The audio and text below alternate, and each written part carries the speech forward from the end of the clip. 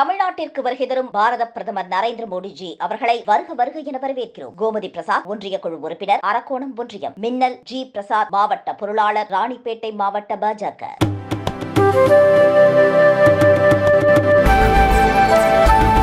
அனைத்து இந்திய அண்ணா திராவிட முன்னேற்ற கழகத்தின் சார்பாக இதை புரட்சி தலைவர் எம்ஜிஆருடைய அருளாசியோடும் புரட்சி தலைவி அம்மாவுடைய அருளாசியோடும் அனைத்து இந்திய அண்ணா திராவிட முன்னேற்ற கழகத்தின் பொதுச் செயலாளர், எதிர்கட்சி தலைவர், நாளைய முதலமைச்சர் அறிஞர் எடப்பாடியாருடைய நல்ல ஆலோசனை கிழங்கு, நல்ல அறிவுரை கிழங்கு இன்றைக்கு தமிழகம் முழுவதும் நடைபெற்றுக் கொண்டிருக்கிற இந்த விடிய அரசை கண்டித்து நடைபெறுகிற இந்த ஆர்ப்பாட்டத்தில் மதுரை மாவட்டத்தின் சார்பாக நடைபெறுகிற அந்த நல்ல நிகழ்ச்சியிலே முன்னின்று நடத்தி கொண்டிருக்கிற போற்றுதலுக்கும் மிகுந்த அன்பிற்கும் உரிய மாநகர் மாவட்ட கழக செயலாளர், கழக அமைப்பு செயலாளர், முன்னாள் கூட்டுறவுத்துறை அமைச்சர், இனிய சகோதரர் மாண்புமிகு செல்லூர் கே ராஜு அவர்களே, இந்த நல்ல அறிஞர் எடப்பாடியார் மிகச் சரியான தருணத்தில் மிகச் சரியான முடிவெடுத்து இன்றைக்கு இந்த ஆர்ப்பாட்டத்தை நடத்த தொடங்கி இருக்கிறார்கள்.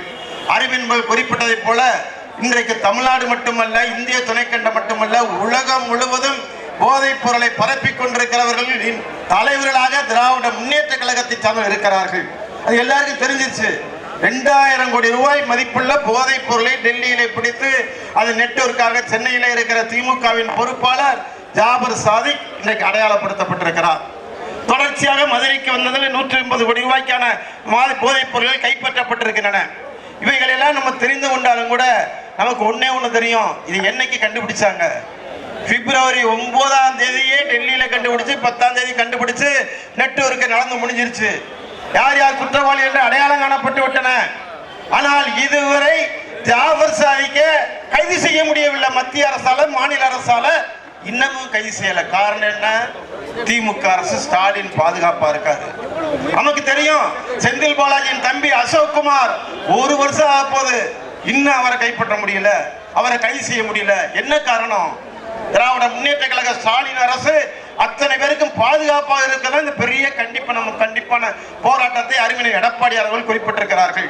இந்த ஆர்ப்பாட்டத்திலும் சொன்னதை போல ஒரு துளி போதைப் பொருள் இருக்கிற வரை அதிமுக விடாது போராடும். அந்த போராட்டத்தின் விளைவாகத்தான் அறிவிச்சர் குறிப்பிட்டதை போல திமுக ஒழிச்சா தான் நடக்கும். திமுக இருக்க வரைக்கும் நடக்குமா? அது நம்ம சாதாரண முஸ்லாம் படிப்பாங்க, குழுப்பாங்க, சின்ன ஆளை கண்டுபிடிச்ச 10 ஆண்டு காலம் தண்டனை. சின்ன கஞ்சா வித்த, சின்ன கலாச்சாரம் வித்த, குடும்ப வித்த, அங்க வித்தா சாதாரண மக்கள் 10 ஆண்டு காலம் தண்டனை. அடிக்கடி நீத்தலாம் 7 ஆண்டு காலம் தண்டனை. எவ்வளவு பெரிய தண்டனை வழங்க கொண்டு இந்த சர்வதேச கும்பலை இன்றைக்கு இந்த அரசு அடையாளம் காணாமல் இன்னும் விட்டு வைத்திருக்கிறது. நமக்கெல்லாம் நல்ல ஞாபகம் இருக்கு. எல்லா வகையிலும் சாதாரணமா ஒரு அடி நடத்தினா அந்த குற்றம் சாட்டப்பட்ட வீட்டில் இருக்க அப்பாவை, அம்மாவை, பிள்ளை எல்லாத்தையும் போலீஸ் ஸ்டேஷன்ல கூட்டி உட்கார வச்சு அன்னைக்குள்ள அந்த குற்றவாளியை கண்டுபிடிச்சிரும் காவல்துறை. அந்த காவல்துறை இதுவரை கண்டுபிடிக்க முடியாமல் இருக்கிறதுனால குற்றவாளி யார்? இன்றைக்கு இருக்கிற முதலமைச்சர் ஸ்டாலின் தான் இந்த குற்றவாளி. யாருக்கும் சந்தேகம் இல்லை. போலீஸ் துறை கையில் வச்சிருக்கிறாரு. மத்திய அரசு குற்ற துணையாக இல்ல, மத்திய காவல்துறை பிடித்ததன் என்ஐபிக்கு சேர்ந்து. ஆக இப்படிப்பட்ட சூழ்நிலையிலே நம்மை பற்றி ஒன்று மட்டும் நமக்கு தெரியுது. நம்ம எடப்பாடி நல்ல சிறப்பாக பார்த்துருக்கோம், பல்வேறு வகையில் புகழ்ந்திருக்கோம். ஆனால் நேற்று மிக தெளிவாக வீடியோவில் செய்தி சொல்லியிருக்கார். பார்த்தோம்னா உருக்கமாக சொல்லியிருக்கிறார். என்ன சொல்லியிருக்காரு? எத்தனையோ அறிக்கை கொடுத்துருக்காரு, எத்தனையோ கண்டனம் சொல்லியிருக்காரு. ஆனால் நேற்று கொடுத்த அறிக்கை தான் இன்றைக்கு தமிழகத்தின் மக்களின் ஈர்ப்பு சக்தியாக, நம்முடைய குடும்பத்தில் ஒருவராக எடப்பாடியாருடைய மனதை மக்கள் மத்தியில் இருக்கு. நாம் அவரை குடிமராமத்து நாயகராக பார்த்திருக்கோம். அத்தனை கண்மாயிலும் தூர்வாரினார். பள்ளிக்கூடத்தில் 11 மருத்துவக் கல்லூரிகள் கொண்டு வந்து மிகப்பெரிய மருத்துவராக அவரை பார்த்தோம், மருத்துவ தலைவராக பார்த்தோம். கொரோனா காலத்தில் 10ஆம் வகுப்பு மாணவர்களுக்கு எல்லாரும் பாசம் சொல்லி மாணவர்களின் நற்பெயரை பெற்றார் அருமை அண்ணன். பல்வேறு வரி உயர்வுகள் எல்லாம் தடுத்து அவருடைய ஆட்சி காலத்துல சொத்து வரி உயர்த்தல, மின்கட்டணம் உயர்த்தல, வீட்டு வரி உயர்த்தல, பால் விலை உயர்த்தல, அத்தனையும் தாண்டி மிகச்சிறிய பொருளாதார தலைவராக, பொருளாதார வல்லுநராக அறிஞர் எடப்பாடியாரை பார்த்தோம். பாராட்டி பார்த்தோம்னா ஒவ்வொரு தற்போதையும் தலைவராக பார்க்கக்கூடிய அளவுக்கு மிகச்சிறப்புக்குரியவராக அறிஞர் எடப்பாடியார் இருந்தார். நேற்று எழுந்து பார்க்கும்போது தான் அவர் கொடுத்த அறிக்கையை பார்த்த பிறகு சாதாரண மக்கள், ஏழை எளிய மக்கள், தன்னுடைய மாணவர்களை பள்ளியிலே சேர்த்தவர்கள் எல்லாரும் என்ன பார்க்கிறாங்க? நம்ம குடும்பத்தின் தந்தையாக, அனைத்து இந்த அதிமுக மட்டுமல்ல, தமிழக மக்கள் குடும்பத்தின் தந்தையாக, தாயாக, சகோதரனாக, தம்பியாக தமக்கையாக பார்க்கிறார்கள். தன்னுடைய வீட்டில் இருக்கிற குழந்தையை காப்பாற்ற வேண்டும். அவன் போதைப் பொருளுக்கு அடிமையாகிவிடக் கூடாது. எனக்கெல்லாம் தெரியும், நல்லா தெரியும்.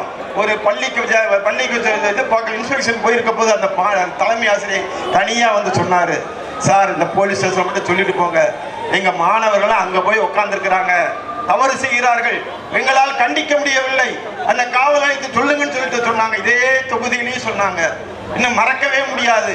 அப்படி போதைப் பொருளுக்கு மாணவர்கள் மாணவிகள் இளைஞர்கள் ஆட்பட்டு விடக்கூடாது, எதிர்காலம் பாதித்து விடக்கூடாது என்பதற்காகத்தான் நம்முடைய எடப்பாடியார் இவ்வளவு உருக்கமான வகையாக வீடியோ மூலம் நமக்கெல்லாம் சொல்லி இருக்கிறார். அந்த வகையிலே அனைத்து இந்திய அண்ணா திராவிட முன்னேற்ற கழகம் எடுத்து வைத்த போராட்டங்கள் வெற்றி பெறாமல் இருந்ததாக வரலாறு கிடையாது. அனைத்து போராட்டங்களும் வெற்றி. என புரட்சித் தலைவர் எம்ஜிஆர் நம்மோடு இருக்கிறார், புரட்சித் தலைவர் அம்மா நம்மோடு இருக்கிறார்கள். ஆகிய அவர்களின் சார்பாக தான் நம்முடைய வெற்றி என்றென்றும் சிறப்பாக இருக்கும் என்பதை உங்களுக்கெல்லாம் உணர்த்தி இன்றைக்கு புறநகர் கிழக்கு மாவட்ட சார்பாக மாவட்ட நிர்வாகிகள், மாவட்ட நிர்வாகிகள், பல்வேறு வந்திருக்க அனைவருக்கும் நன்றியினை தெரிவித்து இந்த ஆர்ப்பாட்டம் தொடரட்டும், வெற்றி பெறட்டும். நேரம் கருதி சில செய்திகளை சொன்னதற்காக நன்றி தெரிவித்து விடைபெறுகிறேன். நன்றி, வணக்கம்.